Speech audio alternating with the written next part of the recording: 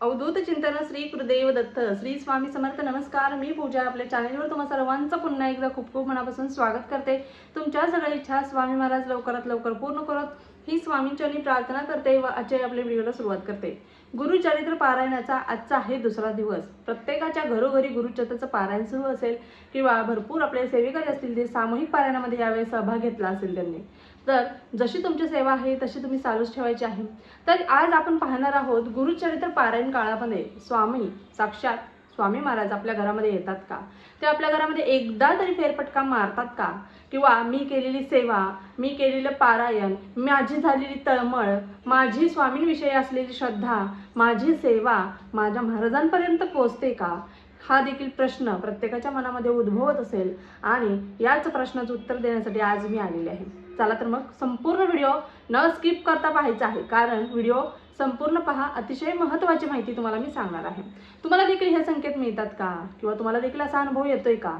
पण या संकेत किंवा हे जे संकेत मिळत आहेत ते ओळखण्याची क्षमता किंवा तेवढी कुवत देखील आपली असायला हवी. कारण साक्षात स्वामी महाराज आपल्या घरामध्ये येतात किंवा आपल्या घरामध्ये त्यांचं जे वास्तव्य असतं ते अनुभवता देखील आपल्याला आलं पाहिजे. आणि तेवढी कुवत तेवढी क्षमता देखील आपली असायला हवी. यासाठी कोणते संकेत भेटतात हे अगोदर समजून घ्या. आणि जर ते तुम्हाला संकेत भेटत असतील तर नक्कीच कमेंट बॉक्समध्ये कमेंट करून सांगा की तुम्हाला कोणत्या प्रकारचा संकेत भेटला आहे. आता गुरुचरित्राचं पारायण सुरू आहे. आता प्रत्येकाच्या घरोघरी सुरू आहे. आता यावेळेस मी केलेलं नाही कारण आमच्यात विटाळ आहे, त्यामुळे मी काही पारायण केलेलं नाही आहे यावेळेस. बघा, आता गुरुचरित्र पारायण काळामध्ये जर तुम्हाला असं वाटलं की पारायणाला तुम्ही बसला आहे, तुम्ही तिसरा चौथा अध्याय आता आजचा दुसरा दिवस झालेला आहे बरोबर. भरपूर लोकांचं पारायण झालं असेल किंवा अजून लोकांचं करायचं बाकी असेल किंवा सुरू असेल बरोबर. तर तुम्हाला बघा, आता पारायणाला बसला आहात तुम्ही, तुमचे अध्याय सुरू आहेत, अचानक तुमच्या दरवाजावरती कोणीतरी भिक्षाम देही म्हणून आवाज देतो. तर अशा वेळेस तुम्ही गोंधळता की पारायण करताना उठायचं तर नसतं, आता मी काय करू, उठवू की नको, असा प्रश्न तुमच्या मनात देखील उद्भवतो. तर अशा वेळेस मी नक्कीच सांगेन, उठा. 2 मिनिटांसाठी उठायचं आहे, महाराजांचा पाया पडायचा आहे, महाराजांना नमस्कार करायचा आहे, महाराजांना सांगायचं आहे कशासाठी तुम्ही उठत आहात आणि तिथून उठायचं आहे. पहिला भिक्षाम देही म्हणतात, पहिला त्यांना काहीतरी द्यायचं आहे. तुम्ही खायला द्या, पाणी द्या, त्यांना काय हवं आहे ते बघा. आणि अशा पद्धतीने त्यांचा, म्हणजे स्त्री जर असेल तर हळदी कुंकू आवर्जून घालायचं आहे, त्यांची ओटी भरण्याचा प्रयत्न करायचा आहे. साधं तुम्ही ब्लाऊज पीस जरी ओटीत घातलं तरी देखील चालणार आहे, काही हरकत नाही आहे. फक्त हळदी कुंकू जरी लावलं, पाणी प्यायला दिले, चहा पाणी केला तरी देखील चालणार आहे बरोबर. अशा पद्धतीने तुम्ही असं करायचं. त्याच पद्धतीने बघा, असं एखादं कुटुंब असतं किंवा अशी एखादी व्यक्ती असते, जी व्यक्ती कधीच आपल्याकडे बघत नाही, तिचा आपला 36 आकडा असतो. आणि ती मंडळी, ते कुटुंब अचानक आपल्या घरी येतं, हसत खेळत असतं आणि चांगलं बोलत असतं. म्हणजे असं दाखवूनच देत नाही की आपलं त्यांचं काय तर झालेलं, आणि आपण देखील तो राग मनात ठेवायचा नाही आहे. आणि महाराज कधी कोणाच्या रूपात येऊन तुमची परीक्षा घेतील हे देखील तुम्ही सांगू शकत नाही, कारण महाराज देखील परीक्षा घेतात पारायण काळात, एवढं लक्षात घ्या.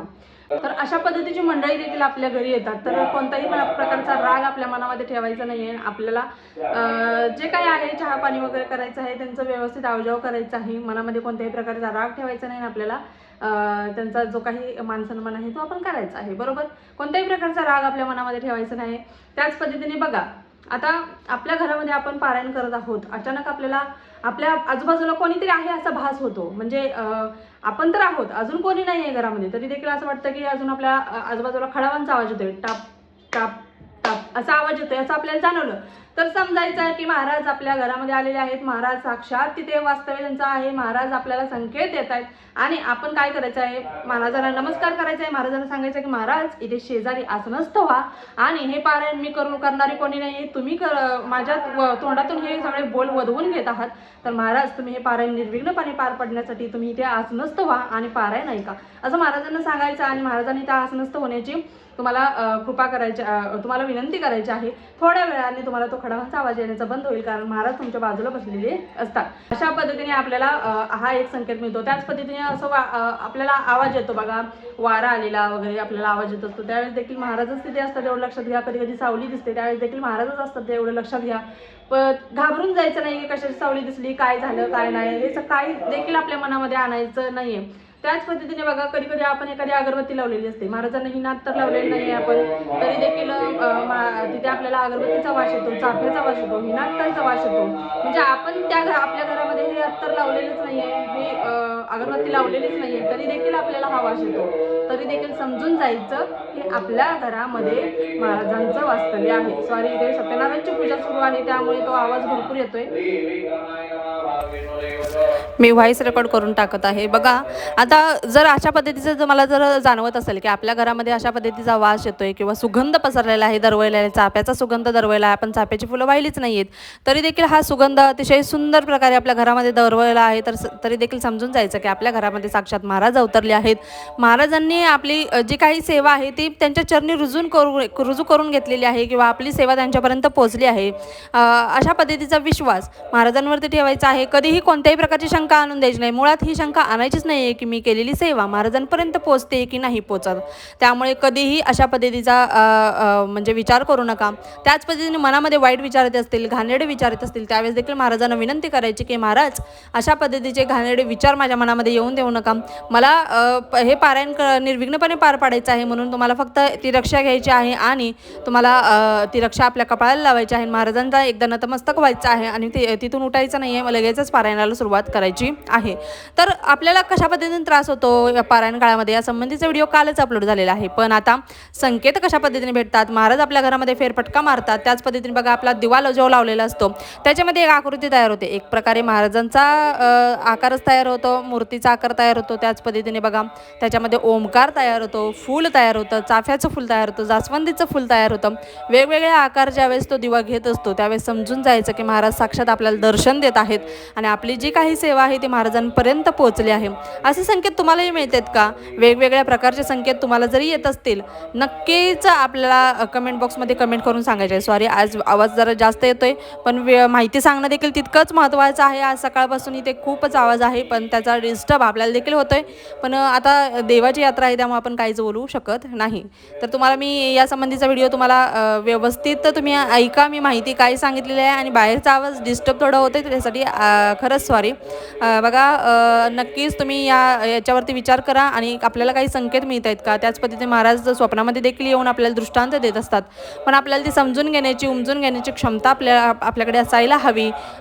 त्याच पद्धतीने बघा, यासाठी असं म्हटलं जातं की गुरुचरित्र पारायण काळामध्ये शक्यतो डाव्या कुशीवरती झोपावं, पण आपल्याला उजव्या कुशीची सवय असते, पण थोडीशी पारायण काळामध्ये डाव्या कुशीवर झोपण्याचा प्रयत्न करायचा आहे. काय सांगावं, तुम्हाला देखील दृष्टांत महाराज साक्षात दृष्टांत देतील, तुम्हाला देखील महाराज दर्शन देतील.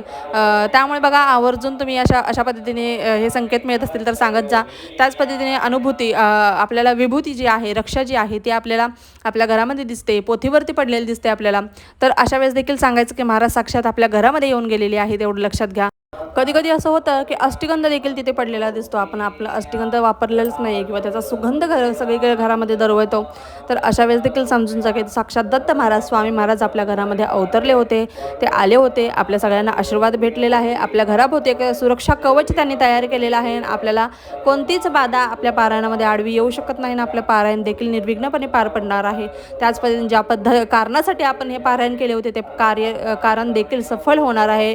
हा मनात विश्वास ठेवायचा आहे आणि पारायण करायचं आहे. अशा पद्धतीने आपल्याला पारायण करायचं आहे. किंवा रात्रीच असं होतं की आपण झोपलेलो आहोत, लाईट बंद आहे आणि अचानक डोळे उघडले तर महाराजांचा जो दिव्य प्रकाश आहे, महाराजांची जी प्रतिकृती आहे ती आपल्याला भिंतीवर आहे अशी दिसते, अंधारातही दिसते. त्यामुळे अशा वेळेस समजून जा की महाराजांनी साक्षात तुम्हाला दर्शन दिलेलं आहे. तर अशा पद्धतीचे संकेत जर तुम्हाला मिळत असतील तर समजून जा की आपली जी सेवा आहे ती महाराजांपर्यंत पोहोचली, आपल्या स्वामींपर्यंत पोहोचली आणि साक्षात दत्त महाराज, स्वामी महाराज आपल्या घरामध्ये अवतरले आहेत असं समजून जा. तुम्हाला देखील अशा पद्धतीचा अनुभव येत असेल तर नक्कीच कमेंट बॉक्समध्ये कमेंट करून सांगा.